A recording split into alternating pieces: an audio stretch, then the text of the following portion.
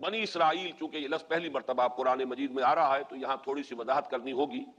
ابن جو عربی میں بیٹے کے لیے آتا ہے ابن، اس میں جو شروع کا حمزہ ہے یہ در حقیقت اضافی ہے، اصل لفظ جو ہے بے نون پر مشتمل ہے، اسی لیے اس کی جمع سالم آتی ہے بنون۔ قرآن مجید میں المال والبنون زینت الحیات الدنیا، تو یہ جو اس کی جمع سالم ہے وہ در حقیقت بنون ہے، اور پھر اس کی حالت نسبی اور حالت جری بنین ہوگا، اور جب یہ مضاف بن جائے گا تو اس کا وہ نون گر جائے گا، تو اے بنی اسرائیل، اے اسرائیل کی اولاد، لفظی ترجمہ ہوگا اے اسرائیل کے بیٹوں، لیکن یہ کہ مراد اولاد ہے، اس میں برسبیل تغلیب اگرچہ خطاب مردوں سے ہو رہا ہے جیسے کہ قرآن مجید میں اکثر و بیشتر ہے، لیکن یہ کہ اس میں خواتین بھی شامل ہیں۔ تو یا بنی اسرائیل، اے اسرائیل کے بیٹوں، اسرائیل سے مراد کیا ہے؟ اس پر اتفاق ہے، اجماع ہے، حضرت یعقوب کا یہ لقب ہے، البتہ یہ لفظ بنا ہے اسر اور ایل دو سے مل کر۔ ایل کا لفظ جو ہے وہ عبرانی زبان میں الہ کے لیے ہے، الہ اور ایل ویسے بھی قریب قریب ہیں، اسی لیے تمام فرشتوں کے نام جبرائیل، میکائیل، اسرائیل، یہ تمام الفاظ کے ساتھ جو ایل آتا ہے یہ در حق اسماعیل، اسماعیل بھی سما اور ایل، چونکہ حضرت ابراہیم علیہ السلام نے دعا کی تھی پروردگار بیٹا عطا فرما، اس اعتبار سے جب اللہ تعالیٰ نے بیٹا عطا فرمایا تو اسماعیل نام رکھا، یعنی اللہ نے سن لیا۔ جیسے ہمارے ہاں دیہات میں یہ خاص طور پر جانگلی علاقہ جو کہلاتا ہے، اللہ ڈوایا، اللہ سنیا، یعنی یہ اللہ نے جس کے بارے میں ہماری دعا سنی اور ہماری استدعا کو قبول فرمایا، تو یہ گویا کہ اسماعیل کے معنی یہ ہے۔ تو اسرائیل جو ہے اسر اور ایل سے مل کر بنا ہے۔ عبرانی اور عربی زبان کے بارے میں یہ اختلاف ہے، ایک رائے تو یہ ہے کہ ماں بیٹی کا رشتہ ہے، عربی زبان عبرانی سے نکلی ہوئی ہے، لیکن زیادہ اکثر محققین کی رائے یہ ہے کہ یہ دونوں بہنیں ہیں، کوئی اور کامن زبان تھی سیمیٹک لینگویج ابتدائی جس سے کہ یہ دونوں زبانیں پھر وجود میں آئی ہیں، گویا کہ ان کے درمیان رشتہ جو ہے وہ بہنیں ہونے کا ہے، ماں اور بیٹی کا نہیں ہے، لیکن ظاہر بات ہے کہ مشابہت اور ان کے اندر جو ہے قرب جو ہے اور مناسبت وہ بہت نمایاں ہے۔ اسر کے دو ترجمے کیے ہیں، یہودی علماء تو اس پر بہت زیادہ جزم کے ساتھ قائم ہے کہ اسر سے مراد ہے بطل، یعنی رجل عظیم، جواں مرد، بہت باہمت انسان، اس لیے کہ ان کے ہاں یہ عقیدہ ہے، اور بڑی تحریف جو ہوئی ہے تورات میں اس میں ایسی ایسی باتیں بھی ہیں، حضرت یعقوب کی جو مدح کی گئی ہے اس میں اس حد تک مبالغہ ہے کہ حضرت یعقوب کی اللہ تعالیٰ کے ساتھ کشتی ہوئی اور اللہ کو پچھاڑ لیا حضرت یعقوب نے، تو معلوم یہ ہوا کہ یہ تو بڑے بہادر اور بہت جری انسان، اس اعتبار سے وہ بطل اور رجل کا ترجمہ کرتے ہیں اسر کا، لیکن یہ کہ صحیح ترجمہ جو ہے وہ اسر کا ہے بندہ، عبد، اس لیے کہ عربی کا لفظ جو بنا ہے اسیر، اسیری، کوئی کسی کا غلام ہے، اسیر، اسی سے لفظ اسرا بنا ہے، اسرا ہے کنبہ، کنبہ بھی آپس میں جڑا ہوا ہوتا ہے، ان کے بندھن ہوتے ہیں دوستی کے، محبت کے، اخوت کے، تو اسی طریقے سے یہ اسر کا لفظ آتا ہے کسی بندھن کے لیے۔ اسیر جو ہے پچھلے زمانے میں جبکہ جیلوں کا رواج نہیں تھا تو اگر کسی شخص کے ذمے کسی کی کوئی رقم ہوتی تھی دینی تو اس شخص کو اس کے حوالے کر دیتے تھے، وہ اس کا ذاتی قیدی ہوتا تھا، ذاتی اسیر، اس کی تحویل میں رہتا تھا، جب تک کہ اس کے اعزاء اقارب آ کر وہ رقم ادا نہ کر دیں وہ شخص اس کی تحویل میں رہتا تھا، وہ اس کا اسیر ہوتا تھا۔ اس اعتبار سے غلام کے معنی میں یہ لفظ جو ہے مستعمل ہے، تو اسرائیل کا ترجمہ ہوگا عبداللہ۔ اذان تو میں عرض کر رہا تھا کہ اسرائیل کا ترجمہ ہوا عبداللہ، گویا کہ اب تک ہم نے یا بنی اسرائیل کا ترجمہ کیا اے اللہ کے بندے کی اولاد، مراد ہے حضرت یعقوب علیہ الصلوۃ والسلام۔ حضرت یعقوب حضرت اسحاق کے بیٹے ہیں، حضرت اسحاق حضرت ابراہیم علیہ السلام کے دوسرے بیٹے ہیں۔ حضرت ابراہیم کو پہلا بیٹا اللہ نے عطا فرمایا اسماعیل، اسی لیے میں عرض کر چکا ہوں سما اور ایل سے مل کر بنا ہے، جو دعا کی تھی انہوں نے اس دعا کا پہلا جواب جو ملا ہے اللہ تعالیٰ کی طرف سے، اس کی مقبولیت کا جو ظہور ہوا وہ حضرت اسماعیل کی شکل میں۔ پھر یہ کہ حضرت سارہ کو بھی اللہ تعالیٰ نے اولاد دی اور حضرت اسحاق پیدا ہوئے۔ اس وقت یہ جو بشارت دی گئی ہے قرآن مجید میں متعدد مقامات پر آگے چل کر آئے گا کہ حضرت سارہ کے ہاں بھی اولاد ہونے کی جو بشارت حضرت ابراہیم علیہ السلام کو فرشتے دینے آئے تھے، اسی میں یہ بھی تھا کہ نہ صرف یہ کہ تمہیں ایک بیٹا عطا ہوگا بلکہ اس کے بعد پوتا بھی عطا ہوگا، گویا کہ ایک بہت جلیل القدر پوتا۔ اس اعتبار سے ایک رائے یہ ہے کہ یعقوب عقب سے بنا ہے، گویا کہ بشارت میں پہلے ہی سے شامل تھا حضرت یعقوب علیہ السلام کا ذکر بھی کہ اسحاق کے بعد اسحاق کے ہاں ایک بہت جلیل القدر بیٹے کی ولادت ہوگی اور اس کا نام یعقوب ہوگا، یعنی اسحاق کے بعد آنے والا، بیٹے کے بعد جو پوتا آتا ہے۔ لیکن یہود کی رائے یہ ہے کہ حضرت یعقوب پیدا ہوئے ہیں اپنے بھائی عیسو کے ساتھ، یہ تمام بیٹے ہیں حضرت اسحاق علیہ السلام کے، دو بیٹے پیدا ہوئے بیک وقت، جڑواں بھائی، پہلے حضرت عیسو کی ولادت ہوئی ہے، اور تورات کے الفاظ یہ کہ یعقوب اپنے بھائی عیسو کی ایڑیاں پکڑے ہوئے تولد ہوا۔ تو چونکہ حضرت عیسو کے بعد حضرت یعقوب کی ولادت ہوئی ہے، تو گویا کہ اس وجہ سے ان کا نام حضرت اسحاق نے یعقوب رکھ دیا، عقب میں آنے والا، بعد میں آنے والا۔ بہرحال حضرت یعقوب علیہ السلام کے پھر 12 بیٹے ہیں جن کی تفصیل پوری موجود ہے۔ یہ تاریخ جو ہے بڑی ریکارڈڈ ہے، اس لیے کہ بنی اسرائیل کی یہ تاریخ جو ہے books of the old testament میں اس کی پوری تفصیل موجود ہے۔ 4 بیویاں تھی حضرت یعقوب علیہ السلام کی، جن سے 12 بیٹے ہوئے۔ 3 بیویوں سے 10 بیٹے تھے، اور سب سے چھوٹی بیوی سے 2 بیٹے تھے، حضرت یوسف اور بنیامین، اور ان دونوں سے حضرت یعقوب علیہ السلام کو بڑی محبت تھی۔ حضرت یوسف سے چونکہ یہ تاریخ شروع ہوتی ہے اس اعتبار سے کہ انہیں ان کے بھائیوں نے کنویں میں ڈالا، پھر اللہ تعالیٰ نے وہاں سے ان کے نکلنے کا سامان کیا، پھر مصر پہنچایا، پھر مختلف مراحل سے گزار کر انہیں وہاں ایک بہت اونچی پوزیشن تک پہنچایا۔ تو حضرت یوسف علیہ السلام سے اس اعتبار سے ان کی تاریخ شروع ہوتی ہے۔ 1906 قبل مسیح میں حضرت یوسف علیہ السلام کی پیدائش ہے، جہاں تک صحیح اندازہ کیا جا سکا ہے۔ یوں سمجھیے کہ آج سے تقریباً 4000 سال قبل یہ حضرت یوسف کی پیدائش ہے۔ اور حضرت یوسف پڑ پوتے ہیں حضرت ابراہیم کے، ان میں اگر آپ 200-250 سال کا اور اضافہ کریں تو آج سے کوئی 4,2500 سال قبل کی شخصیت بنتے ہیں حضرت ابراہیم علیہ الصلوۃ والسلام۔ حضرت یوسف کے زمانے میں پھر جیسے کہ وہ تفصیل سورہ یوسف میں آئے گی، یہ پورا خاندان آ کر کنعان میں تھے، لیکن وہاں سے آ کر مصر میں آباد ہو گئے۔ مصر میں ان کا بڑا اعزاز ہوا، اکرام ہوا۔ اس کے خاص حالات تھے کہ مصر میں اس وقت جو بادشاہت تھی وہ اصل مصر کے لوگوں کی نہیں تھی، بلکہ یہ بھی سیمیٹک لوگ تھے جو جا کر جنہوں نے عراق وغیرہ کے علاقے سے ہی جا کر انہوں نے فتح کیا تھا مصر کو، لہذا انہیں فرعون نہیں کہا گیا قرآن مجید میں، وہ فرائنہ کا خاندان نہیں ہے، بلکہ وہ تاریخ میں ہکسوس کنگز کہلاتے ہیں۔ تاریخ مصر میں وہ 15واں خاندان کہلاتا ہے وہاں کے بادشاہوں کا، 15th ڈائنیسٹی، اور یہ چونکہ لوکل نہیں تھا اس لیے ان کو فرعون نہیں کہا جائے گا، بلکہ یہ ہکسوس کنگز چرواہے بادشاہ تھے کہ جو عرب کے ان علاقوں سے آئے تھے، جزیرہ نما سے، اور وہاں سے وہ چرواہے تھے۔ ان کا تو پیشہ ظاہر بات ہے، صحرا میں کیا ہوتا ہے، بھیڑیں بکریاں پالنا، لیکن انہوں نے آ کر مصر کو فتح کیا، وہاں ان کی بادشاہت ہو گئی۔ محسوس ایسا ہوتا ہے کہ ایک سیاسی پہلو موجود تھا۔ وہ جو بادشاہ مصر نے جس طریقے سے اعزاز کیا ہے حضرت یوسف علیہ السلام کا، پھر جو اختیار دیا، جو اقتدار دیا، جو ان کو حیثیت دی، پھر انہیں اجازت دی کہ اپنے پورے خاندان کو بلا لیں، اور پھر مصر کا بہترین جو زرخیز ترین علاقہ تھا وہ انہیں عطا کر دیا کہ یہاں آباد ہو جاؤ۔ جشن کا علاقہ، یا گوشن بھی کہتے ہیں، جشن بھی کہتے ہیں۔ یہ جو نائل کا ڈیلٹا ہے کہ جو جا کر آپ کو معلوم ہے کہ دریا جو ہیں جب بہت سی شاخوں میں تقسیم ہو جاتے ہیں سمندر میں گرنے سے قبل، تو وہ ڈیلٹا جو ہے زرخیز ترین علاقہ ہوتا ہے۔ آرٹیفیشل اریگیشن کے اور نظام تو تھے نہیں، جہاں دریا ہی چھوٹی چھوٹی نہروں کی شکل اختیار کر لے، وہاں گویا کہ وہ فطری طور پر جو ہے بڑے وسیع رقبے کے اندر اریگیشن ہو سکتی ہے۔ تو اس ڈیلٹا کے علاقے میں بہترین علاقہ ان کو دیا گیا، وہاں آباد ہو جاؤ۔ وہاں یہ رہے ہیں گویا کہ پیرزادوں کی حیثیت سے۔ ابھی ان کے پاس کوئی شریعت نہیں، ابھی کوئی کتاب نہیں ملی، ابھی صرف یہ ایک خاندان ہے، حضرت ابراہیم کی نسل کا ایک خاندان، اس لیے کہ حضرت ابراہیم کی نسل میں حضرت اسماعیل کی نسل ہے کہ جو عرب میں آباد ہو چکی ہے، ان کی نسل میں پھر حضرت اسحاق کے بیٹوں میں سے بھی عیسو کی نسل وہ اور جگہ پر آباد ہو چکی ہے۔ اس اعتبار سے یوں نہ سمجھیے کہ نسل ابراہیم صرف ان پر مشتمل ہے۔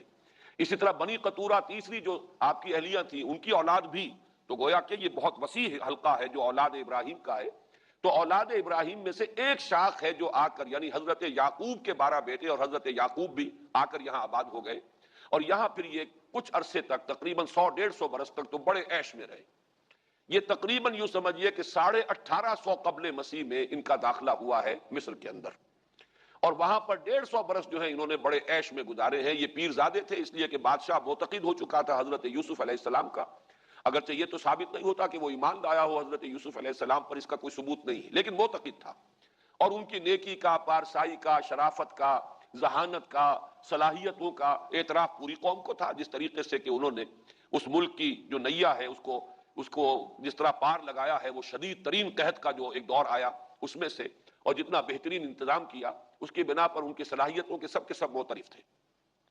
تو وہ 130 برس کی عمر میں غالباً ان کا انتقال ہوا ہے، اور 80 برس تک انہوں نے مصر پر، گویا کہ جو سب سے زیادہ با اختیار شخص وہاں تھا بادشاہ کے بعد، بادشاہ اپنی جگہ پر تھا، لیکن یہ کہ جو بادشاہ کے بعد سب سے زیادہ با اختیار شخصیت تھی وہ حضرت یوسف کی تھی، 80 برس تک۔ اس عرصے میں، اور پھر یہ 150 برس جو میں نے عرض کیا ہے کہ اس میں یہ خوب پھلے پھولے، ان کی اولاد جو ہے وہ کثرت کے ساتھ پھیلی، لیکن اس کے بعد وہاں پھر ایک انقلاب آیا۔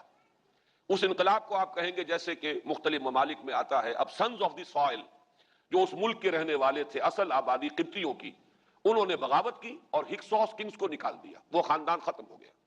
جب وہ چلے گئے تو جو ہکسوس کنگز کے یہ گویا کہ بہت ہی منظور نظر تھے اور یہ مراعات یافتہ طبقہ تھا بنی اسرائیل کا، حضرت یعقوب کی اولاد کا، اب ان پر عتاب شروع ہوا، اب ان کا زوال آیا۔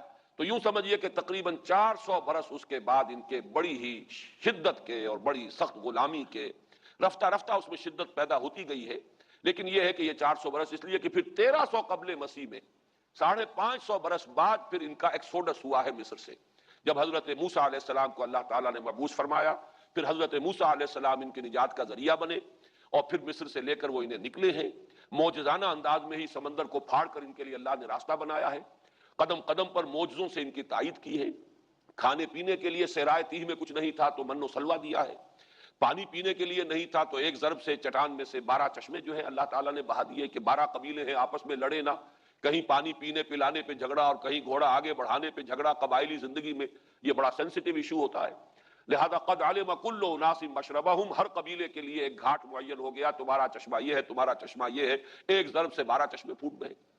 پھر انہیں وہاں کوہ طور کے قریب پڑاؤ ڈال کر ان کو وہاں چھوڑ کر حضرت موسیٰ علیہ السلام جو ہے اللہ تعالیٰ کی طلبی پر کوہ طور پر گئے ہیں، وہاں تورات عطا ہوئی ہے۔ تو تورات کے عطا کیے جانے کے بعد اب سمجھیے کہ اب ان کی حیثیت ایک امت کی بن گئی، کتاب پر امت کی تشکیل ہوتی ہے۔ یہ امت مسلمہ قرآن مجید کی بنیاد پر امت ہے، جب یہ کتاب دی گئی ہے اس کی بنیاد پر ایک شریعت دی گئی ہے، کتاب دی گئی ہے، کتاب ہدایت ہے، تو اس نے امت کی شکل اختیار کی۔ یہی وجہ ہے کہ لفظ امت جو ہے قرآن مجید میں صرف مکی صورتوں کے اندر، مدنی صورتوں میں استعمال ہوا ہے۔ کنتم خیر امت اخرجت للناس سورہ آل عمران میں، کذالک جعلناکم امۃ وسطا لتکونوا شہداء علی الناس ویکون الرسول علیکم شہیدا، یہ سورہ بقرہ میں آگے چل کر آ جائے گا۔ تو اصل میں جیسے تشکیل امت جو ہوئی ہے وہ در حقیقت مدنی دور میں آ کر ہوئی ہے جبکہ شریعت عطا کی جا رہی ہے۔ اسی طریقے سے یہ ایک خاندان تھا، حضرت ابراہیم کی نسل کی ایک شاخ، اس نے امت کی حیثیت اختیار کی ہے جبکہ صحرائے تیہ میں جب ان کا قیام تھا اور اس صحرائے سینا میں، اور وہاں پر پھر حضرت موسیٰ علیہ السلام کو تورات دی گئی اور شریعت دی گئی، تب سے یہ امت ہے، اور یہ ہے 1300 قبل مسیح۔ 610 عیسوی میں، اب سمجھیے 1300 وہ جمع کیجئے، 610 یہ جمع کیجئے، 1910 برس بعد پھر حضور صلی اللہ علیہ وسلم پر قرآن مجید کی وحی کا آغاز ہوا، اور 622 میں حضور نے ہجرت فرمائی، اور اس کے بھی کوئی 2 سال یا 1 سال کے بعد جو ہے یہ آیات نازل ہو رہی ہیں جو ہم اس وقت پڑھ رہے ہیں۔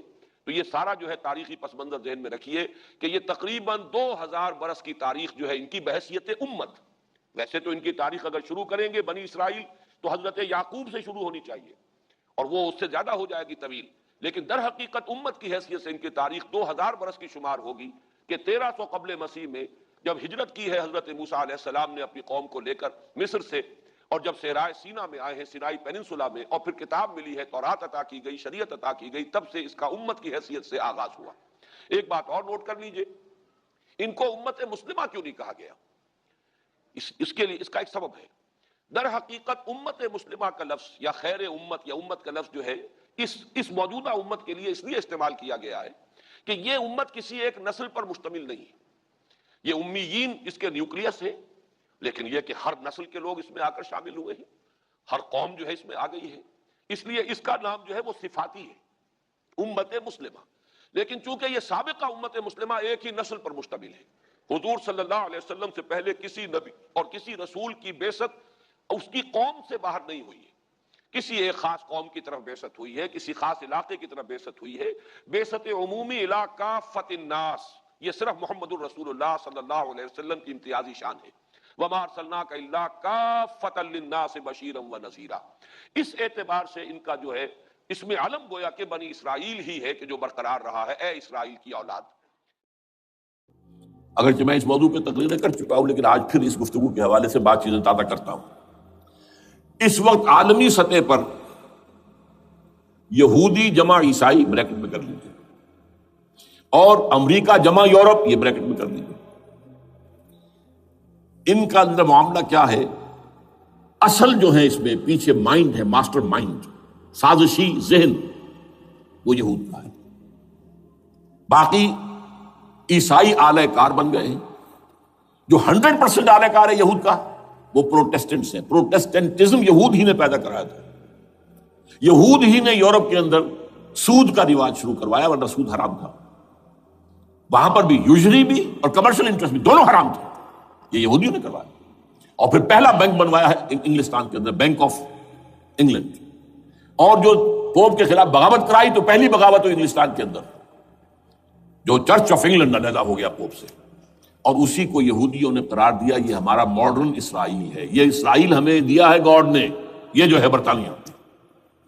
اس کے کچھ عرصے کے بعد یہی جو ہے ایکسوڈس ہوا ہے اور وہ امریکہ میں جا کے آباد ہوئے. لہذا امریکہ کو بھی جیوز نے کہا ہے دس از اندر اسرائیل, یہ ہے ہمارے اصل اسرائیل, ماڈرن اسرائیل یہ ہے. اس لیے کہ جو انہیں وہاں پر اقتدار حاصل ہوا ہے, جو قوت حاصل ہوئی ہے, جس قدر دولت انہوں نے وہاں جمع کی ہے, وہاں کے جس طریقے سے جکڑ لیا ہے حکومتوں کو, فرنگ کی رگے جہاں پنجے یہود میں ہے. ٹھیک 100 سال پہلے علامہ اقبال یہ مشاہدہ کر کے آ گئے تھے یورپ میں. اور کون دیکھنے والا تھا کہ وہاں کیا ہو رہا ہے, بیہائنڈ دی سین کیا ہے, سامنے کیا ہے, پردے کے پیچھے کیا ہے. فرنگ کی رگے جہاں پنجے یہود میں. اس وقت فرنگ کا امام تھا برطانیہ. یہ وہ سلطنت تھی جس پر سورج کبھی غروب نہیں ہوتا تھا. آج وہ فرنگ کا امام امریکہ ہے. یہ برطانیہ تو اب وہ جو ایک نظم ہے کہ بچپن میں پڑھی تھی, London Bridge is going down going down going down, اس کی مثال ہے. برطانیہ کی کوئی حیثیت ہی نہیں, ورلڈ پاور کی حیثیت نہیں ہے, وہ تو چھوٹا بھائی اس نے بنا رکھا امریکہ نے اپنا. تو اس حیثیت سے جو ہے اس کی کوئی حیثیت ہے, ورنہ کوئی اور حیثیت نہیں. بہرحال ان دونوں میں یہ ہے کہ پیچھے ماسٹر مائنڈ, سازشی ذہن, پلاننگ, اسکیم ساری یہودیوں کی. اعلی کار امریکہ سب سے بڑھ کر, اس کے بعد برطانیہ. اور اس میں اصل پروٹیسٹنٹس, ان میں بیپٹسٹ, ان میں اس سے بھی آگے بڑھ کر ایونجلسٹ, جن کو کہتے ہیں بورن اگین کرسچنس, جن کو کہتے ہیں نیو کنزرویٹو کرسچنس. یہ تمام اصطلاحات آپ اخبارات میں پڑھتے ہوں گے, ان کو گروپ کر لیجیے. یہ اصل اعلی کار. ان کو ایک نیا نام دیا گیا ہے کرسچین زائنسٹ. ایک یہودی زائنسٹ ہیں, سارے یہودی زائنسٹ نہیں ہیں, بہت سے یہودی ہیں جو یہ زائنسٹ کے مخالف. چنانچہ میری ہیوسٹن میں ملاقات ہوئی تھی ڈاکٹر وشو گرانٹ, بہت بڑا پروفیسر ایمیریٹس یہودی. لیکن یہ کہ اس نے کہا, بڑے اجتماع میں کہا, ہمارا اجلاس تھا وہاں پر, ہم نے یہ جو ہے بلایا تھا ایک یہودی, ایک عیسائی اور ایک مسلمان, تینوں جو ہے وہ تقریریں کریں. نے کہا تھا کہ وی آر ناٹ سپورٹنگ اسرائیل. اس نے وہ عیسائی جو آیا ہوا تھا پروفیسر, اس کی طرف they are supporting Israel, we are not supporting Israel. اسی طرح میری جو ہوئی تھی round table conference, round table, اس میں ایک یہودی پروفیسر تھے, وہ ہسٹری کے پروفیسر, میں نام بھول رہا ہوں ان کا. انہوں نے کہا آئی ایم اینٹی زائنزم, میں زائنزم کے خلاف ہوں.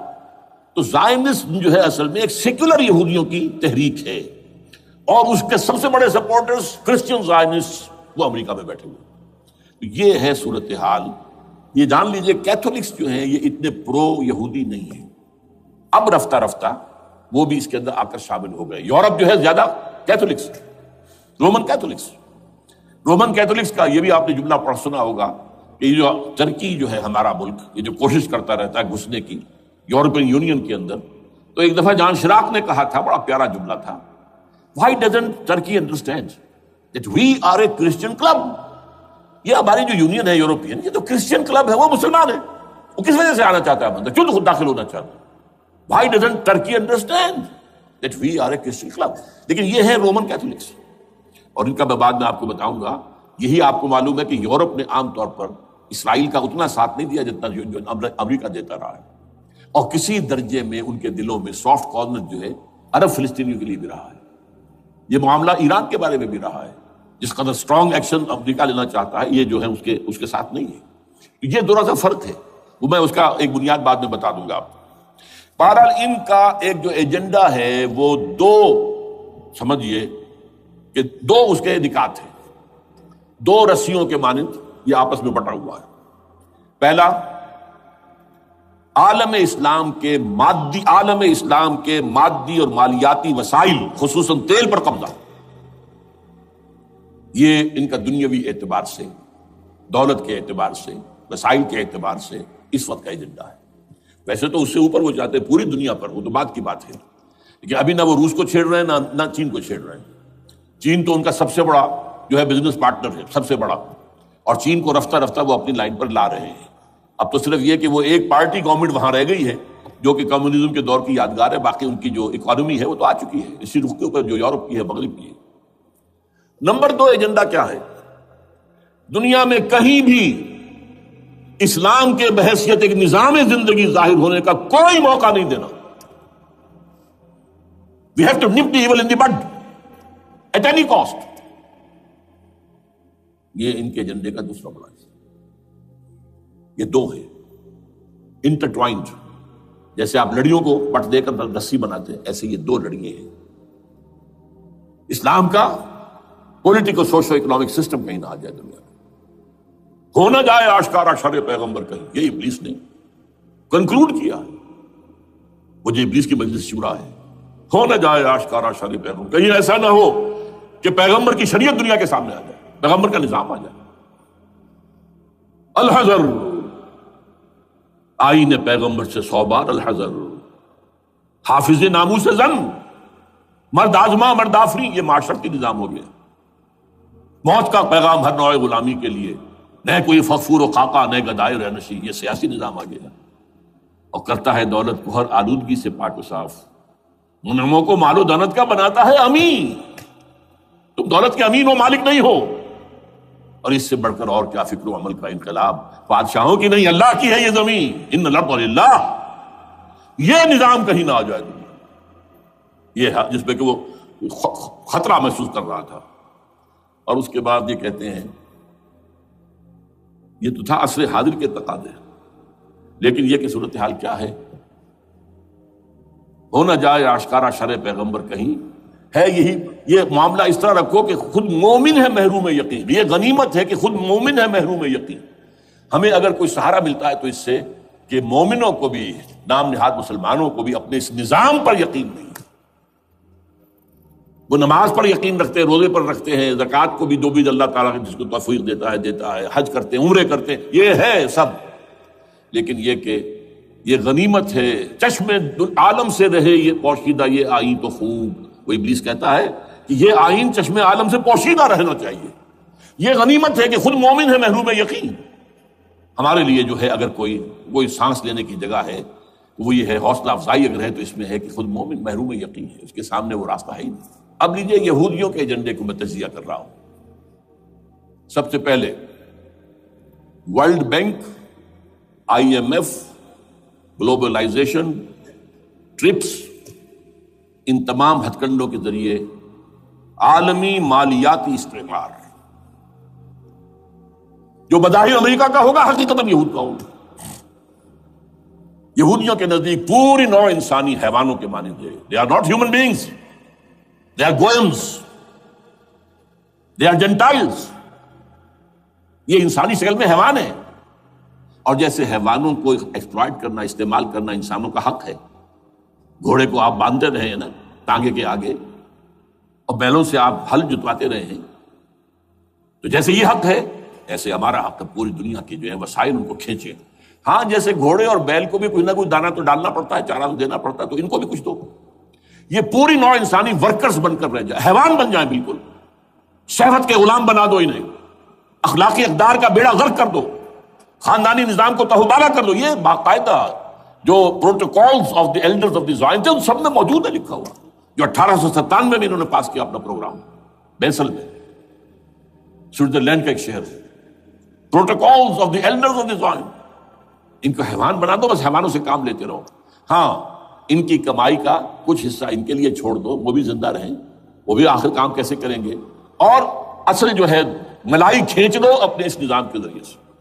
World Bank, IMF، stock exchange, TRIPS, globalisation, اس کے ذریعے سے عالمی مالیاتی استعمار. نمبر 2 ایک ہے ان کا ایجنڈا، یہ تو عالمی ہے. دوسرا ایجنڈا کیا ہے؟ وہ لوکل ہے. وہ کیا ہے؟ گریٹر اسرائیل کا قیام، جس میں مصر کا سارا زرخیز علاقہ شامل ہوگا، جو ڈیلٹا کا علاقہ کہلاتا ہے اس کا، جہاں کے اس وقت کے بادشاہ نے، حضرت یوسف علیہ السلام کے زمانے کے بادشاہ نے، وہ فرعونہ کے خاندان میں سے نہیں تھا، وہ عرب تھا. عربوں ہی سے کسی وقت کوئی قوم آئی تھی جو کہ مصر پر قابض ہو گئی تھی.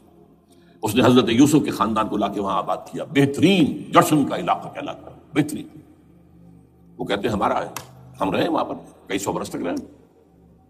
عراق ہمارا ہے، وہاں ہمیں قید میں رکھا گیا، نیبوکڈنیزر دے گیا تھا۔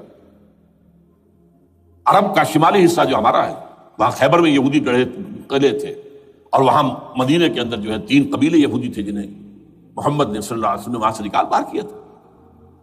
یہ جارڈن وارڈن، یہ ترکی کا بھی کچھ حصہ ہمارا ہے، باقی پورا لبنان اور پورا فلسطین، یہ سب اس کے اوپر بنے گا ایک greater Israel. This is there local agenda, اور اس کے لیے ضروری ہے ایک بہت بڑی جنگ، ایسے آسانی سے نہیں ہو جائے گا۔ آرمگیڈون، جس کو حضور نے فرمایا الملحمۃ العظمیٰ، الملحمۃ الکبریٰ، بہت بڑی جنگ، جس کی خوفناکی اور تباہ ناکی کا اندازہ اس سے کیجئے۔ حضور فرماتے ہیں کہ اگر ایک باپ کے 100 بیٹے یا ایک دادا کے 100 پوتے ہوں گے تو ان میں سے 99 ختم ہو جائیں گے، ایک بچے گا۔ اور ایک جگہ فرماتے ہیں اتنی اموات ہوں گی، اتنی لاشیں ہوں گی کہ ایک نفاست پسند پرندہ جو ہے، جو گندگی پہ نہیں اترنا چاہتا، ایک تو ہے یہ کوے، چیلیں، گدھ، وہ تو گندگی ہی کی تلاش میں ہے مردار کھانے کے لیے، وہ تو لاشوں کو نوچ رہے ہوں گے۔ وہ پرندہ جو ہے نفاست پسند پرندہ، وہ نہیں اتر سکے گا، اڑتا اڑتا چلا جائے گا، لیکن لاشوں کا سلسلہ ختم نہیں ہوگا، یہاں تک کہ تھک ہار کر لاشوں پر گر جائے گا۔ یہ دور نہیں ہے، اس لیے کہ اس پر متفق ہیں یہودی بھی اور عیسائی، پروٹسٹنٹس عیسائی اس کے اوپر پوری طرح متفق ہیں۔ آرمگیڈون، جسے آپ 3rd ورلڈ وار کہہ لیں، الملحمۃ العظمیٰ کہہ لیں، الملحمۃ الکبریٰ کہہ لیں، حضور کے الفاظ میں یہ آئے گی۔ اس کے نتیجے میں گریٹر اسرائیل بنے گا۔ نمبر 3 پھر بنے گا 3rd ٹیمپل، جو ٹائٹس نے گرا دیا تھا 70 میں، سن 70 عیسوی، جسے گرے ہوئے کتنا عرصہ ہو گیا؟ 2008، اندازہ کر لیجئے 1800 کتنے برس ہو چکے۔ وہ دوبارہ بنائیں گے 3rd ٹیمپل، اور اس کے لیے مسجد اقصیٰ کو گرائیں گے، اور ڈوم آف دی راک، قبۃ الصخرہ، وہاں لا کر پھر اس میں کنگ ڈیونز تھرون لا کے رکھا جائے گا۔ یہ بھی میرے علم میں پہلی مرتبہ اسی ٹرمپٹ رسالے سے آیا۔ وہ کیا ہے؟ حضرت داؤد کا، آج سے کتنے 1000 سال پہلے کی بات، اندازہ کیجیے، 1000 قبل مسیح، اور یہ اب 2000 ہو گیا عیسوی، 3000 برس تو ہو گئے۔ وہ کیا تھا؟ ایک پتھر تھا جس پر بٹھا کر حضرت داؤد کی تاج پوشی کی گئی تھی، پھر اسی پر حضرت سلیمان کی تاج پوشی ہوئی، پھر اسی پر ان کے بادشاہ آتے رہے، تاج پوشی ہوتی گئی۔ ٹائٹس نے جب گرایا ہے سن 70 عیسوی میں، یروشلم کو برباد کیا، 1,33,000 یہودی ایک دن میں قتل کیے، ایک دن میں، باقی نکال دیا، بھاگ جاؤ یہاں سے۔ اس کو کہتے ہیں diaspora, that started in 70 AD، یہ منتشر ہو گئے، جس کا جال سنگھ سمایا چلا گیا، یورپ میں چلے گئے، شمالی افریقہ میں، مسلمان ملکوں میں، انڈیا میں آ گئے، ایران میں آ گئے، سب جگہ وہاں سے نکال دیے گئے، ڈائسپورا۔ بہرحال وہاں سے وہ ٹائٹس وہ پتھر لے گیا، وہ روم میں لے گیا، روم سے کسی طرح وہ آئرلینڈ پہنچ گیا۔ آئرلینڈ پیور کیتھولک ملک ہے، آپ کو معلوم ہوگا، اور وہاں پر پروٹیسٹنٹس کی اور کیتھولکس کی جنگیں ہوتی رہتی ہیں۔ کبھی بھی شیعہ سنی مسلمانوں کی اس طور سے خانہ جنگی نہیں ہوئی ہے جیسے کہ وہاں ان دو عیسائیوں میں کیتھولکس اور پروٹیسٹنٹس میں ہوتی ہے۔ وہ رومن کیتھولک ملک ہے بیچ میں۔ وہاں سے وہ انگلینڈ میں آیا، انگلینڈ میں جب آ گیا، بلکہ وہاں سے اسکاٹ لینڈ سے انگلینڈ میں پھر اس کو ایک کرسی کے اندر اس کی سیٹ کی حیثیت سے بنا کر ایک تھرون کی شکل دے دی گئی، اور وہ جو ویسٹ منسٹر ایبے ہے، برطانیہ کے پارلیمنٹ کے ساتھ جو چرچ ہے ویسٹ منسٹر ایبے، وہاں اس کو لا کے رکھ دیا گیا۔ اس وقت سے برطانیہ کے بادشاہوں اور ملکاؤں کی تاج پوشی وہاں ہوتی ہے۔ تو ایک یہ ہے کہ پھر اس کو لا کر وہاں رکھیں گے۔ اب یہاں سے اختلاف ہے، یہ نوٹ کر لیجیے، یہاں تک عیسائیوں کا یہودیوں کا ایجنڈا ایک، یہاں اختلاف ہے۔ یہودیوں کے نزدیک ان کا مسیح آئے گا اور وہ وہاں بیٹھ کر پوری دنیا پر راج کرے گا۔ وہ مسیح جس کی خبر دی گئی تھی شروع کی کتابوں میں، جو تورات کی ابتدائی کتابیں ہیں، تو وہ تو حضرت مسیح کی شکل میں آ گئے۔ دی پروفیسی واز فلفلڈ۔ یہودیوں نے نہیں مانا، انہیں تو قرار دیا جادوگر ہے، کافر ہے، مرتد ہے، ولد الزنا ہے، اور اپنے بس پڑتے سوری پر چڑھا دیا۔ وہ دوسری بات ہے، اللہ نے کیا کیا، وہ ایک علیحدہ مسئلہ ہے۔ چنانچہ یہ کہ دی سچویشن از ویکنٹ، وہ مسیحا کی جگہ ابھی باقی ہے ان کی، and they are waiting for ہم۔ تو وہ آئے گا اور وہ یہاں اس تخت داؤد پر بیٹھ کر پوری دنیا پر حکومت کرے گا۔ عیسائیوں کا کہنا کیا ہے کہ در حقیقت حضرت مسیح نازل ہوں گے، سیکنڈ کمنگ آف جیسس، جس کو ہم بھی مانتے ہیں، اگرچہ ہوگا کیسے، حالات و واقعات کا کیا ہمارے نزدیک رنگ ہے وہ کچھ مختلف ہے، وہ میں اس کو بیان نہیں کر سکتا۔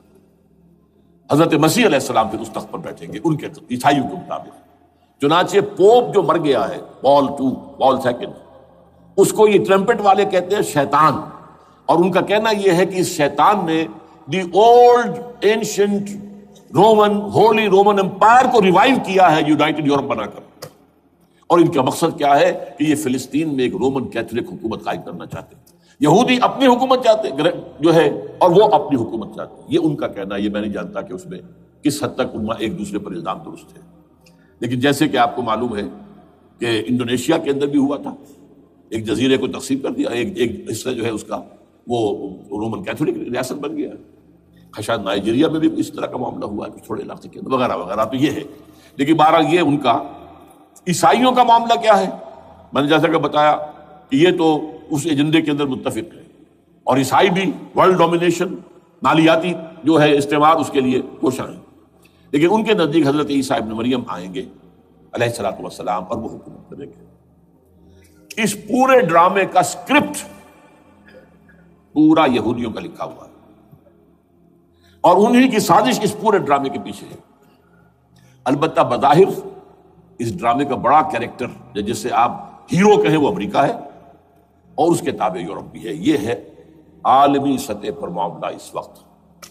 ویسے میری 2 کتابیں جو ہے اس پر کتابچے ہیں، 4 سال پہلے میں نے اسی مقام پر 2 تقریریں کی تھی، ایک موجودہ عالمی حالات اور اسلام کا مستقبل، وہ دوسرا حصہ جو میں اس وقت نہیں چھیڑ رہا، ہوگا کیا اصل میں، جس میں یہ ہے کہ کہیں اسلامی ریاست قائم ہو، خلافت کا نظام قائم ہوگا کہاں ہوگا یہ میں بحث نہیں کر رہا۔ حضرت مہدی کا ظہور ہوگا، وہ آئیں گے عرب کے اندر، پھر یہ ہے کہ وہ جو گریٹر اسرائیل کے خلاف جہاد ہوگا، اور اللہ کرے گا کہ رفتہ رفتہ یہ ممالک جو ان سے لے لیے جائیں گے، یہاں تک کہ بالآخر ایک یہودی اعلان کر دے گا میں ہوں مسیح، جس کو کہ عیسائی بھی کہتے ہیں اینٹی کرائسٹ، اور یہ کہتے ہیں یہ بیپٹسٹ بھی کہ اینٹی کرائسٹ جو ہے وہ یہودی ہوگا، جبکہ کچھ عرصے پہلے بہت بڑا پروپیگنڈا ہوا تھا کہ اینٹی کرائسٹ جو ہے، دجال جو ہے وہ تو مسلمان ہوگا، نہیں، لیکن وہ کہتے ہیں کہ ہوگا یہودی ہوگا، اور پھر اس یہودی کو قتل کریں گے حضرت مسیح، دی ریئل مسیح، اصل مسیح جو اٹھا لیے گئے درمیان میں، وہ آئیں گے، اور ان کے ہاتھوں دجال بھی قتل ہوگا، اور پھر مسلمانوں کے ہاتھوں ایک ایک یہودی ختم ہوگا، پھر ایک عالمی اسلامی ریاست قائم ہوگی حضرت مسیح کے ہاتھوں، اور وہاں پر حضرت مسیح، ایک حدیث میں آتا ہے 40 برس تک پوری دنیا پر حکومت کرے گی۔ بہرحال یہ دوسرا پکچر ہے جو ہمارے سامنے، میں اس وقت کی تفصیل میں نہیں جا رہا، جو ان کے سامنے پکچر ہے وہ میں نے آپ کو بیان کر دیا۔ اب اس میں تجزیہ کیجئے افغانستان پر حملے کا اصل سبب، جو میں نے 2 بتایا نا، 2 لڑیاں ہیں ان کے ایجنڈے کی، ایک اسلام کہیں ظاہر نہ ہو جائے، اسلام کا نظام ظاہر نہ ہو جائے، اور ایک مسلمانوں کے مالیاتی، خاص طور پر تیل کے وسائل پر قبضہ۔ اب افغانستان میں کیا ہوا ہے، یہ سارا معاملہ تھا اسلام کا راستہ روکنے کے لیے، کہ یہاں تو اسلام ایک شکل دکھا رہا ہے اپنی، اور اگر انہیں موقع مل گیا تو یہ تو ایک ایسی ویلفیئر اسٹیٹ قائم کر دیں گے، زکوٰۃ کا نظام قائم ہو جائے گا تو اعلیٰ ترین ویلفیئر اسٹیٹ قائم ہو جائے گی، اور اگر یہاں پر جو ہے یہ ساری سزائیں نافذ ہو گئی، معاشرہ کرائم فری ہو جائے گا، لوگوں میں محبت ہوگی، مساوات ہوگی، اور یہ کہ عام لوگوں کے لیے ویلفیئر ہوگا، اور یہ سامنے نظام آ گیا تو پھر ہمارا یہ نظام کیپٹلزم یہ کہاں رہے گا، اس کو تو منہ چھپانے کی جگہ نہیں ملے گی۔ لہذا افغانستان پر حملے کا اصل موٹیو یہ ہے۔ البتہ یہ ساتھ ہی یہ بھی تھا کہ افغانستان کے راستے سے سینٹرل ایشین سٹیٹس جو ہیں ان سے پائپ لائنیں لا کر، اور وہ پھر کہیں گوادر کے آس پاس سمندر تک لائے جائے، تاکہ ہم وہاں کے جو ہے ڈرین کر سکیں جو تیل اور گیس کے ذخائر ہیں سینٹرل ایشین سٹیٹس کے اندر، جو مسلمان سٹیٹس ہیں، تو اس کے لیے راستہ جو ہے وہ لینا چاہتے تھے افغانستان سے۔ اب وہ جہاں تک افغانستان کا تعلق ہو تو ان کے قبضے میں ہے، جب چاہیں کر لیں۔ اب پاکستان کا معاملہ جو تھا وہ جیسا کہ میں نے کہا کہ اس کا راستہ وہ رک گیا، جبکہ انہیں واپس جانا پڑ گیا، لیکن انہوں نے افغانستان میں کوشش کی طالبان کے زمانے میں۔ یونیکول جو ہے ان کی سب سے بڑی جو ہے وہ کمپنی ہے، اس نے مذاکرات کیے، وہ دیکھ کر حیران رہ گئے کہ یہ ان پڑھ، یہ ملے ملاٹے جو ہیں یہ تو بڑے ٹف بارگینر ہیں۔ اس طریقے سے پاؤں جما کر طالبان نے جو ان کے ساتھ مذاکرات کیے ہیں اور ان سے اپنی شرطیں پیش کی ہیں کہ وہ گھبرا کر بھاگ گئے۔ یہ صورتحال بھی تھی افغانستان پر قبضہ کرنے میں، لیکن یہ ہے کہ اصل کیا تھا کہ وہ اسلام کی کوئی شکل دنیا کے سامنے نہ آنے پائے، جو ان کا میجر ہے۔ اسی لیے پورا عالم کفر جمع ہے، امریکہ، یورپ، روس، چین، سب جمع ہے، بھارت تو ہی ہے، یہ سب جمع ہے۔ آپ نے یاد ہوگا جب لال مسجد کا حادثہ ہوا ہے اور ہمارا یہ بدبخت اور بدمعاش انسان، اس نے صرف خود جان بوجھ کر اسے بڑھایا، ایک پنسی کو پھوڑا بنایا، اس میں پھر شگاف دیا اور شاباش لی ہے۔ امریکہ سے شاباش آ گئی، نیٹو سے شاباش آ گئی، رشیا سے شاباش آ گئی، چائنا سے شاباش آ گئی۔ وہ چونکہ محسوس کر رہا تھا کہ اندرون ملک تو میری اب کشتی ڈگمگا رہی ہے، ڈاواڈول ہے، I have to have more support from outside, اور for that I have to do it۔ کہ دیکھو میرے عین قلب میں پاکستان کے یہ پھوڑا نکل آیا تھا، یہ بنیاد پرستی کا اور یہ شدت پسندی کا اور یہ تنگ نظری کا اور یہ فلاں کا، یہ دہشت گردی کا، اور میں نے دیکھو کیسے اس میں چیرا دیا، کتنے لوگوں کو ختم کر دیا۔ اچھا، اس میں یہ بھی ذہن میں رکھیے کہ افغانستان کے بارے میں یہودیوں کے علم میں ہے کہ حضور کی حدیث کیا ہے۔ حضور کی حدیث ہے یخرج من خراسانہ رایات سود، خراسان کے علاقے سے کالے جھنڈے لے کر فوجیں چلے گی، لا یردھا شیء، کوئی طاقت ان کو رخ نہیں موڑ سکے گی، حتیٰ تنصب بیلیا، یہاں تک کہ وہ آ کے بیت المقدس میں جھنڈے گاڑ دیے جائیں۔ دے نو اٹ، یہ جان لیجیے، یہ لوگ پڑھے لکھے لوگ ہیں۔ میں آپ کو ایک واقعہ سناتا ہوں۔ جب 1967 میں یہودیوں کو فتح ہوئی بہت بڑی، اور پورا یروشلم اب ان کے قبضے میں آ گیا، ایسٹ یروشلم جو کہ ابھی جارڈن کے قبضے میں تھا، تو جب موشے دایان تھا وہ کانا، وہ داخل ہوا فاتح کی حیثیت سے، تو اس کے ساتھ ایک ربائی تھا، بہت بڑا چیف ربائی یہودیوں کا، بہت بڑا عالم، اور وہ رو پڑا تھا، تو فتح کا وقت، خوشی کا، رویا۔ So this is the beginning of the end, یہ الفاظ آئے اخبارات کے اندر، گویا کہ اب یہ آخری ڈرامہ جو ہے شروع ہو گیا ہے۔ وہ آخری ڈرامہ انہیں معلوم ہے، ان کی تباہی پر ختم ہونا ہے۔ اس میں حضرت مسیح کے نزول کے بعد یہ ٹرمپٹ والا بھی لکھتا ہے کہ 80% یہودی قتل ہو جائیں گے، اور میں سمجھتا ہوں کہ 20% اگر صحیح ہے اس کی بات، تو وہ ہوں گے جو اب حضرت مسیح پر ایمان لے آئیں گے، باقی 80% اپنے اس کفر پر اڑے رہیں گے اور قتل ہوں گے۔ اسی طرح حضور کی ایک حدیث ہے کہ جب یہودیوں کا قتل عام ہو رہا ہوگا، اگر مسلمان قتل کریں گے، تو اگر کسی درخت کے پیچھے یہودی چھپا ہوگا تو درخت پکارے گا، اے مسلمان، یا عبداللہ آؤ ادھر، یہ میرے پیچھے یہودی چھپا ہوا، قتل کرو اسے۔ کسی پتھر کے پیچھے چھپے گا تو پتھر بولے گا، سوائے ایک درخت غرقد کے، کہ غرقد یہودیوں کے درخت ہے، وہ پناہ دے گا۔ اور آج اسرائیل میں سب سے بڑی پلانٹیشن غرقد کی ہے، they know it۔ اسی لیے افغانستان، خراسان، یہ افغانستان کا ہارٹ ہے افغانستان۔ اور یہ بھی جان لیجئے، ہمارا جو مالاکنڈ سے اوپر کا علاقہ ہے، یہ بھی خراسان کا حصہ ہے، اولڈ خراسان، جسے گریٹر خراسان کہا جاتا ہے ہسٹری میں۔ ایک میں نے ایرانی سے پوچھا تھا اس کے بارے میں، تو اس نے کہا خراسان ہمارا ایک صوبہ ہے۔ میں نے کہا وہ تو مجھے معلوم ہے، جس کا دارالخلافہ مشہد ہے اور یہ ان کا مقدس شہر ہے، وہ تو اسے مکے کی طرح سمجھتے ہیں۔ بہرحال میں نے کہا میں پوچھ رہا ہوں پرانا خراسان بزرگ، تو خراسان بزرگ کا انہوں نے بتایا پورا افغانستان اس میں شامل، اور پھر یہ اسٹیٹس جو ہیں سینٹرل ایشین اسٹیٹس، اور ایران کا ایک حصہ اور پاکستان کا ایک حصہ، یہ جو مالاکنڈ کہلاتا ہے۔ اور یہ بڑی معنی خیز بات ہے کہ وہیں مالاکنڈ سے تحریک چلی ہے، جو اصل تحریک ہے طالبان پاکستان، وہ سوات سے چلی ہے۔ بہرحال اس وجہ سے، اس پہلو سے یہ جو ہے افغانستان پر حملے کا سب سے بڑا سبب وہ تھا۔ دوسرا جو تھا وہ یہ کہ ان کو جو پائپ لائن لے کے آنی تھی اس کے لیے، لیکن وہ ظاہر بات ہے کہ اس میں جو ہے جو طالبان نے وہ ان کی چکمے میں نہیں آئے۔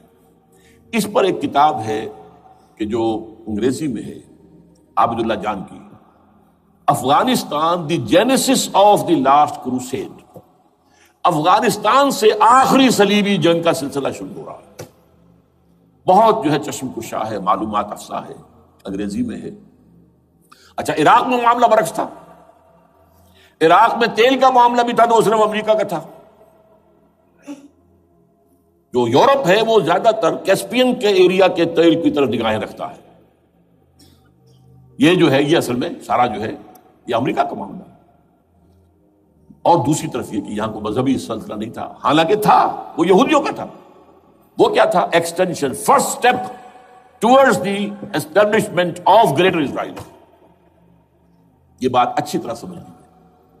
یہاں پہ تیل کا معاملہ بھی میں نے کہا تھا نا، دو لڑیاں ہیں جو چل رہی ہیں. تیل کا معاملہ یہاں خاص طور پر عراق کے اندر زیادہ، افغانستان میں بہت کم. لیکن یہ کہ یہاں پر بھی جو اصل ہے بیہائنڈ دی سین، جو اصل چیز کیا ہے کہ گریٹر اسرائیل کے قیام کی طرف پہلا قدم. میں یاد دلاتا ہوں آپ کو کہ فرسٹ گلف وار ہوئی تھی جس میں عراق کا بھرکس نکال دیا گیا تھا. اس کے اختتام پر کہا تھا شوارز کرافٹ، جو ان کا کمانڈر ان چیف تھا الائٹ فورسز کا، اس نے صاف کہا تھا، مجھے آج تک ایک ایک لفظ یاد ہے، we fought this war for the protection of Israel. اور اب جو ابھی ہوا معاملہ، جب صدام گرا ہے، اس کا مجسمہ بھی گرا ہے، تو اس کے بعد وہ شخص، وہ بدبخت، وہ خبیث جو ابھی پڑا ہوا کومے میں، شیرون نے کہا تھا ان قریب عراق پر ہماری حکومت ہوگی. اور اس سے پہلے تو ہم صرف عراق میں سے یوفریٹس تک کا علاقہ مانگتے تھے، دریائے فرات تک کا. اب ہمارا مطالبہ یہ ہے کہ ہم تو در حقیقت دجلہ تک جائیں گے، دجلہ، تاکہ پورا کا پورا جو فرٹائل جو دوآبا ہے دجلہ اور فرات کے درمیان کا بہترین علاقہ، وہ سارا ہمارے پاس. اس سے آپ اندازہ کر لیجیے کہ یہ دونوں چیزیں جو ہیں دونوں جگہ موجود ہیں. وہاں مذہبی زیادہ ہے افغانستان کا، لہذا یہاں بہت بڑی جو ہے کولیشن بن گئی. عراق میں تو وہ کولیشن نہیں بن سکی. یورپ بھی ساتھ نہیں آیا، امریکہ had to go it alone, اسے کرنا پڑا ہے. زیادہ سے زیادہ کوئی ٹوکن، آسٹریلیا کا کوئی ٹوکن معاملہ جو ہے وہ برطانیہ کا کچھ شاید ٹوکن ٹائپ جو ہے، وہی یہ کامن ویلتھ پرانی جو ہے چلی آ رہی ہے، اس میں شاید کینیڈا کا، باقی تو کوئی. یہ جو آل ورلڈ کولیشن بنی تھی وہ افغانستان کے خلاف کیوں ہے؟ یہاں سے اسلام کی ریسرجنس کا اندیشہ ہے. یخرج من خراسان رایات سود لا یردها شیء حتی تنصب بایلیا. حضور کے زمانے میں ایلیا جو ہے وہ کن کے قبضے میں تھا؟ عیسائیوں کے. اس کے بعد ہمارے قبضے میں آیا، لیکن پھر کروسیڈرز نے ہم سے لے لیا تھا، اور 88 برس وہ عیسائیوں کے پاس رہا، 1099 عیسوی سے لے کر 1187 تک. اب پھر یہود کا قبضہ ہے. پہلے عیسائیوں کا تھا، اب یہود کا. اب ان سے لینا واپس، پہلی مرتبہ بھی عرب نہیں لے سکے تھے، کھونے والے عرب تھے، واپس لینے والا کرد تھا صلاح الدین ایوبی رحمۃ اللہ علیہ. اب بھی کھونے والے عرب ہیں. مصر اور شام اور اردن تینوں کا مقابلہ کیا اس نے، اسرائیل نے، اور قبضہ کیا پورے ویسٹ بینک پر، گولان ہائٹس پر، سینائی پیننسولا پر، اور یہ کھو دیا ہم نے اپنے ہاتھ سے. اور اب بھی عربوں میں تو کوئی دم نہیں ہے، کوئی جان نہیں ہے. ان کو عیاشیوں نے، دولت مندی نے بالکل تباہ و برباد اور کھوکھلا کر کے رکھ دیا. بہرحال یہ جو چیزیں میں نے آپ کو بتائی ہیں، یہ تو وہ پلانز ہیں جو سب شیاطین جن و انس کے پروگرام ہیں. وہ جیسے کہ کبھی کہا تھا خمینی صاحب نے، شیطان بزرگ، دی گریٹسٹ شیطن، امریکہ. اصل میں امریکہ اور اس کے پیچھے حقیقت میں یہود، سامنے امریکہ پیچھے یہود. بالفعل کیا ہوگا یہ تو پھر اللہ ہی جانتا ہے کیا ہوگا. وَمَكَرُوا وَمَكَرَ اللَّهُ. کافر اپنی چالیں چلتے ہیں، اللہ اپنی چال چلتا ہے. اور سَنَسْتَدْرِجُهُم مِّنْ حَيْثُ لَا يَعْلَمُونَ وَأُمْلِي لَهُمْ إِنَّ كَيْدِي مَتِينٌ. اے نبی آپ گھبرائیں نہیں، ہم ان کافروں کو رفتہ رفتہ وہاں سے لے آئیں گے جہاں سے آپ کو بھی انہیں احساس تک نہیں ہوگا کہ یہ تو گرفت میں آ رہے ہیں، ٹریپ ہو رہے ہیں. اور ابھی ذرا میں انہیں ڈھیل دے رہا ہوں. میں املی لہم ان قیدی متین، میری چال بہت مضبوط ہے. وہ اللہ کیا کرے گا وہ میں نے آپ کو بتایا، جھلک دکھا دی ہے. انشاءاللہ اسی علاقے میں پاکستان اور افغانستان، اور اس کا ہارٹ ہوگا یہ پشتونستان، سرحد اور مشرقی افغانستان مل کر پشتونستان. پشتون اسی مشرقی اس میں ہے. پاکستان کا مغربی صوبہ ہے، شمال مغربی سرحدی صوبہ. یہ ہارٹ اور پھر پاکستان اور افغانستان انشاءاللہ یہی ہوگا. اور پھر یہ کہ یہاں سے فوجیں جائیں گی جو حضرت مہدی کی حکومت جمائیں گی عرب کے اندر. عربوں میں جان نہیں ہے کہ وہ مہدی کی حکومت کو جما سکے. یخرج ناس من المشرق یؤتون للمہدی یعنی سلطانی. مشرق کی طرف کے کسی ملک سے فوجیں آئیں گی جو مہدی کی حکومت قائم کریں.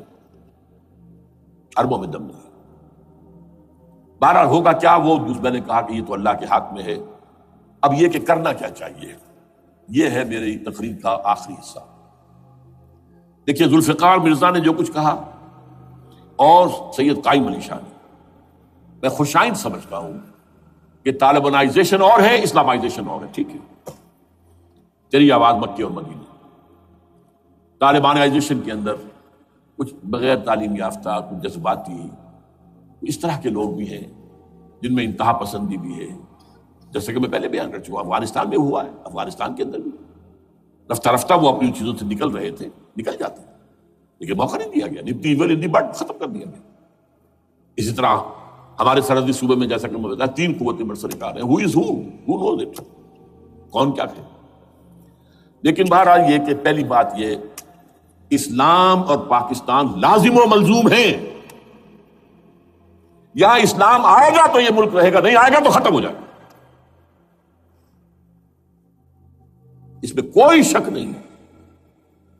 میری 2 کتابیں پڑھ لیجیے اگر اللہ توفیق دے، ہمت دے. اسلام اور پاکستان، یہ سن 67-68 کی تحریریں میری ہیں. جینیسس آف پاکستان کیا تھا، how Pakistan came into existence. پھر یہ کہ میں نے استحکام پاکستان کے نام سے سن 85 کے اندر کتاب لکھی. یہ دونوں کتابیں پڑھی ہیں. پاکستان کا کوئی جواز نہیں اگر یہاں اسلام نہ آئے، اور واقعتاً ہم جواز کھو چکے ہیں. تو اللہ تعالیٰ ہمیں مہلت دے رہا ہے. لیکن اب یہ سمجھ لیجئے، یہ اللہ تعالیٰ کی طرف سے ایک خاص مہلت ہے، اور شاید آخری مہلت ہے جو ہمیں مل رہی ہے. یہاں اسلامائزیشن نہ ہوا تو یہ ملک نہیں رہے گا. میں یہاں آپ کو ایک شعر سنا دوں. ہے تو ایک ایسی شخصیت کا جو کچھ کنٹروورشل بھی ہو گئی، بعد میں بدنام بھی ہو گئی. ایک زمانے میں جماعت اسلامی کے بڑے مخلص کارکن تھے وہ، مولانا کوثر نیازی. انہوں نے ایک بڑا تلخ شعر کہا تھا، اسلام کو اگر تیری فضا راس نہ آئے، اے میرے وطن تجھ کو کوئی آگ لگائے. ہمیں اسلام چاہیے، اور اسلام نہیں آئے گا تو یہ ملک نہیں رہے گا. کوئی زرداری، کوئی نواز شریف اس ملک کی بقا کی ضمانت نہیں دے سکتا. اس کی بقا ہے اگر تو اسلامائزیشن میں. 61 سال کی ہماری بے وفائی اللہ کے ساتھ کیے ہوئے وعدے کی، اس کا ایک عذاب ادنا ہم جھیل چکے ہیں.